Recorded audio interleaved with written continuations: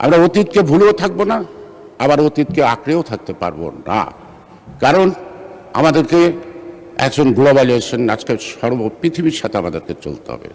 আমাদের সকলের সাথে অর্থনৈতিক কারণে বন্ধুত্ব থাকবে, কিন্তু দাসত্ব থাকবে না। আমরা প্রতিবেশীর সাথে বন্ধুত্ব করব তো, কিন্তু স্বামী স্ত্রীর সম্পর্ক না, সমমর্যাদার ভিত্তিতে। স্বাধীন বাংলাদেশ, সার্বভৌম বাংলাদেশ আমার জাতীয় স্বার্থকে বিসর্জন দিয়ে নয়। মাননীয় স্পিকার, আমার আপসী নেত্রী বেগম খালেদা জিয়াকে ওবায়দুল কাদের বলেছিল ক্ষমা চাইতে।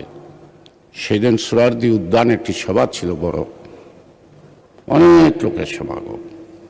আমি সেদিন উচ্চকণ্ঠে বলেছিলাম ওবায়দুল কাদেরকে, বেগম খালেদা জিয়া ক্ষমা চাইবে এমন মানুষ বাংলাদেশে নাই যার কাছে ক্ষমা চাইতে পারে।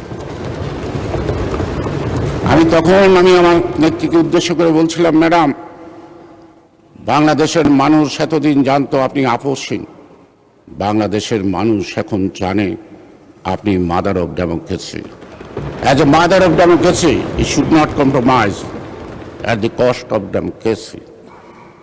সুতরাং আমার নেত্রী বেগম খালেদা জিয়া গণতন্ত্রের সাথে আপোষ করেন নাই। আমাদের অনেক বন্ধুরা বলছে আপনারা পালিয়ে যান নাই। না, আপনারা পালিয়ে যান নাই। কারা পালিয়ে গেছে? ১/১১ এ কথা বললে আবার আমার এই অঞ্চলেরও কিছু লোক বিব্রত বোধ করবেন।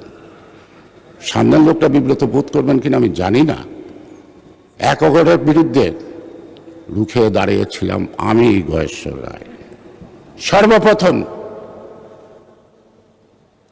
যখন সংস্কারের ট্যাবলেট বিক্রি শুরু করলো বিহারী আমিন, মেজর জেনারেল আমিন, যখন সংস্কারের ট্যাবলেট বিক্রি শুরু করলো ব্রিগেডিয়ার জেনারেল বাড়ি, ফখরুদ্দিন মঈনুদ্দিন চক্রান্ত বিরাজনীতিকরণের, আমাদের অনেক নেতা ভয়ে ভীত হয়ে দলে দলে একসঙ্গ হলো। খালেদা জিয়াকে পরিত্যাগ করলো, তার ডাকে সাড়া দিল না। সেদিন তৃণমূলের নেতাকর্মী, জনসাধারণ খালেদা জিয়াকে শক্তি জোগালো।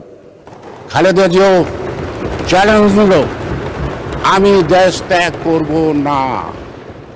তিনি দেশ ত্যাগ করেন নাই, তিনি মোকাবেলা করেছেন, তিনি জেলে গেছেন।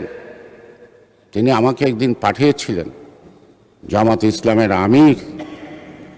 আমি যখন আলী হাসান মুজাহিদকে বললাম, তিনি যেই শব্দটা বললেন এই পার্লামেন্ট আমি উচ্চারণ করতে পারছি না, খালেদা জিয়ার অপকর্মের দায় জামাত ইসলাম নেবে না।